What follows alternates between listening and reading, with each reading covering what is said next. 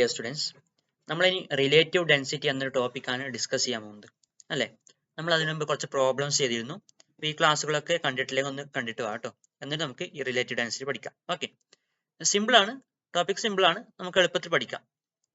ഇവിടെ ചോദിക്കുന്നത് do all liquids have the same density എന്നാണ്. എല്ലാ ലിക്വിഡ്സിനും ഒരേ ഡെൻസിറ്റി ആണോ? അല്ലല്ലോ.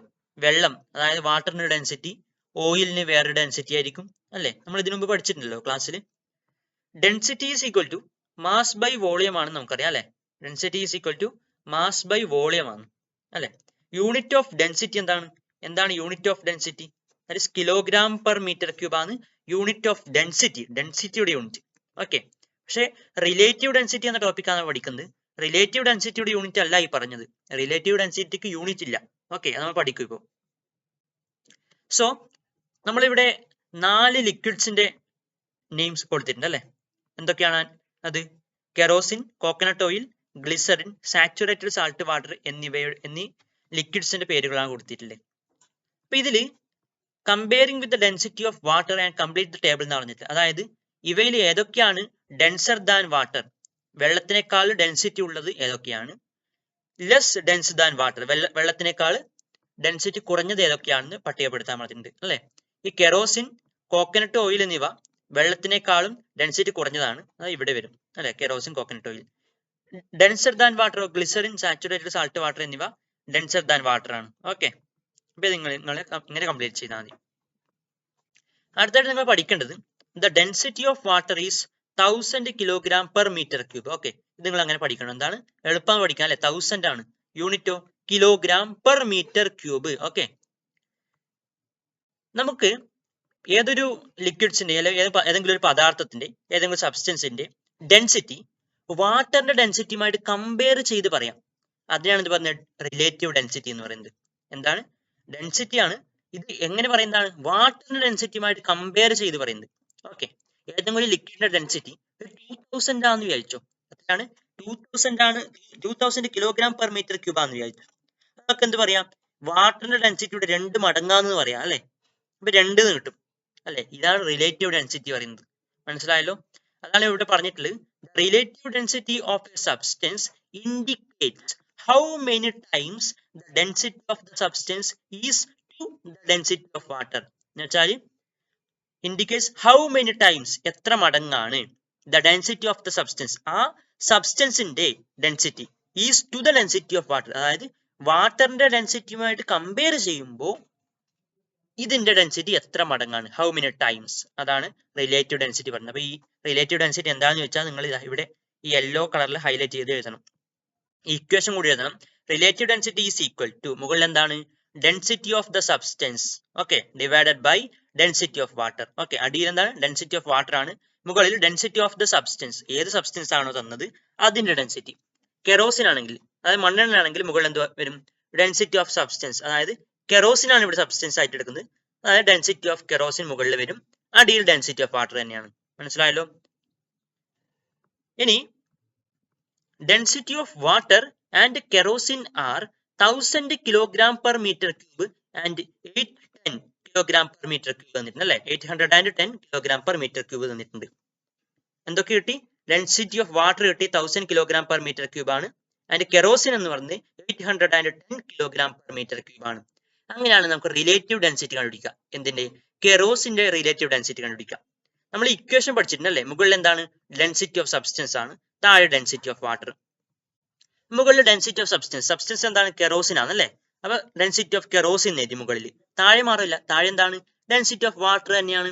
അത് നമുക്ക് എങ്ങനെ എഴുതാം? മുകളിൽ ഡെൻസിറ്റി ഓഫ് കെറോസിൻ എത്രയാണ് തന്നിട്ടുള്ളത്? ക്വസ്റ്റ്യൻ നോക്കാം. 810 കിലോഗ്രാം പെർ മീറ്റർ ക്യൂബ് ആണ്. Divided by density of water എന്താണ് നമുക്കറിയാം. എത്ര? 1000 കിലോഗ്രാം പെർ മീറ്റർ ക്യൂബ് ആണ്. ഓക്കെ, ഇവിടെ ലെഫ്റ്റ് സൈഡിൽ കൊടുത്തിട്ടുണ്ടോ? ഇവിടെ കണ്ടോ, മുകളിലും താഴെ ഒരേ യൂണിറ്റ് ആണ് അല്ലേ. അപ്പൊ യൂണിറ്റ് നമുക്ക് കട്ടായി കളയാം. ഓക്കെ, യൂണിറ്റ് കട്ടായി പോയി. അപ്പൊ ഇനി ഉത്തരം കിട്ടുമ്പോൾ അതിന് യൂണിറ്റ് ഇല്ല. ഇനി ഇതെങ്ങനെ ചെയ്യാം? കണ്ടോ, 810 ഡിവൈഡ് ബൈ 1000 അല്ലേ. ഇവിടെ താഴെ 10, 100, 1000, ഓക്കെ, 10, 100, 1000 എന്നീ സംഖ്യകൾ വരുമ്പോൾ നമുക്ക് ഒരു ട്രിക്ക് ഉണ്ട്. എങ്ങനെയാണ് ഇത് കണ്ടുപിടിക്കുക പറഞ്ഞാൽ, അവസാനം ഓരോ 0 ഉണ്ട്, രണ്ടിന് മുകളിലും താഴെയും. അത് നമുക്ക് ആദ്യം കട്ടാക്കി കളയാം. ഓക്കെ, ഇങ്ങനെ കട്ടാക്കി കളയാം. ഓക്കെ, അപ്പൊ എന്താണ്? പിന്നെ ഇവിടെ 81 ഡിവൈഡ് ബൈ 100 ആണ്. ഇതിൽ ഈ ഒരു സീറോയ്ക്ക് കണക്കായിട്ട് എനിക്ക് ഇവിടെ ഒരു പോയിന്റ് ഇടാന്ന് വിചാരിക്കാം. ഓക്കെ, വീണ്ടും ഒരു സീറോ ഉണ്ട്. ഇതിന് കണക്കായിട്ടൊക്കെ എന്താ 2 പോയിന്റ് ഇടാം. ഞാൻ ഒന്നും കൂടെ പറയാം, ഈ കാര്യം ഒന്നുകൂടെ പറയാം. എന്താ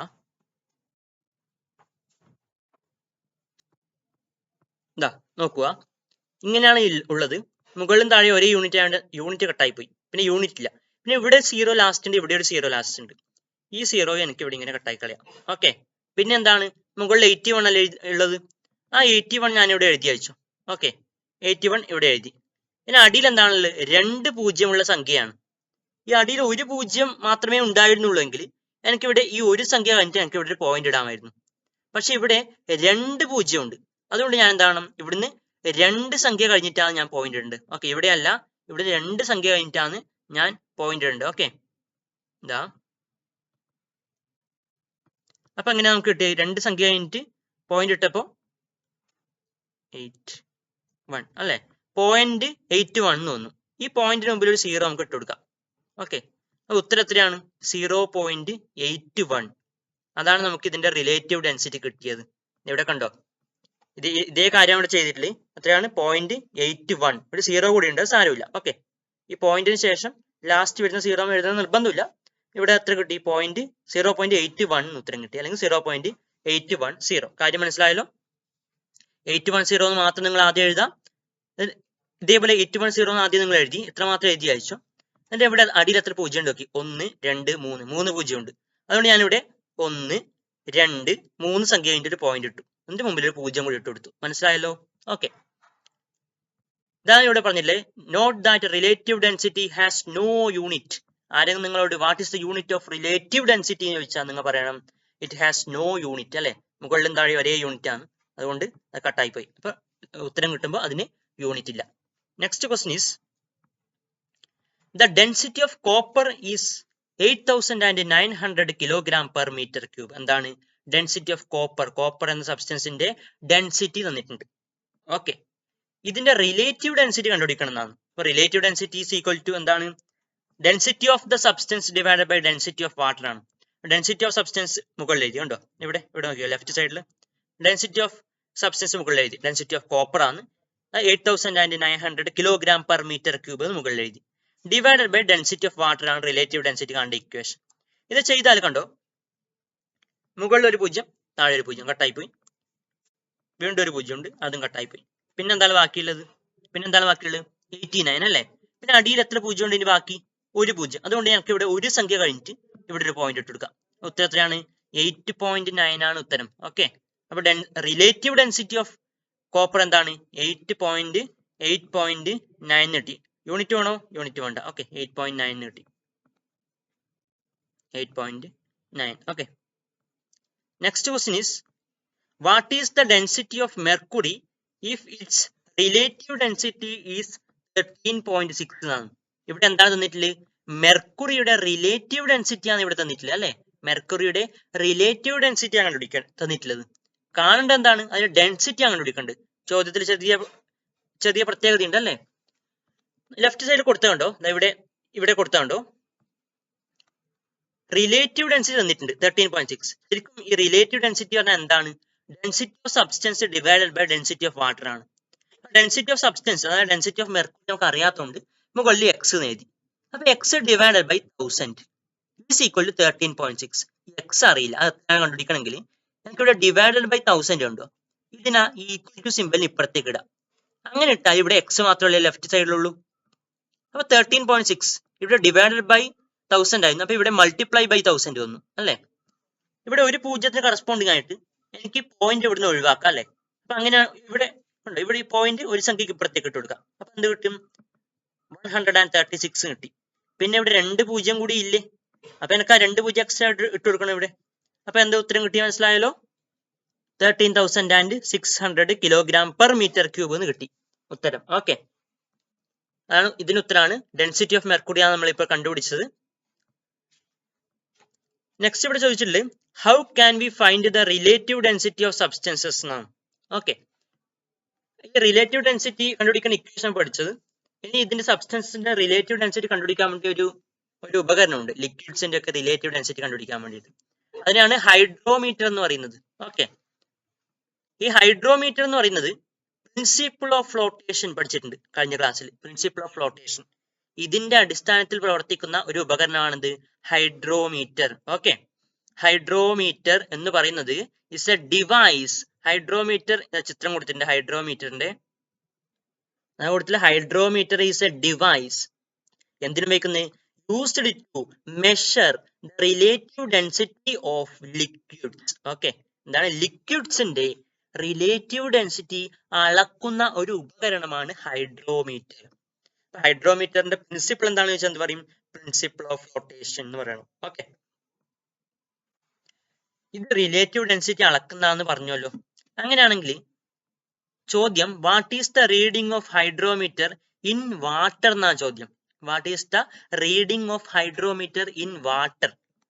നമുക്ക് ആദ്യം വാട്ടറിന്റെ റിലേറ്റീവ് ഡെൻസിറ്റി എത്രയാണ് കിട്ടൽ നോക്കാം. ഓക്കെ, അപ്പൊ ഇതായിരുന്നു റിലേറ്റീവ് ഡെൻസിറ്റി കാണേണ്ട equation. Density of substance divided by density of water എന്നാണ്.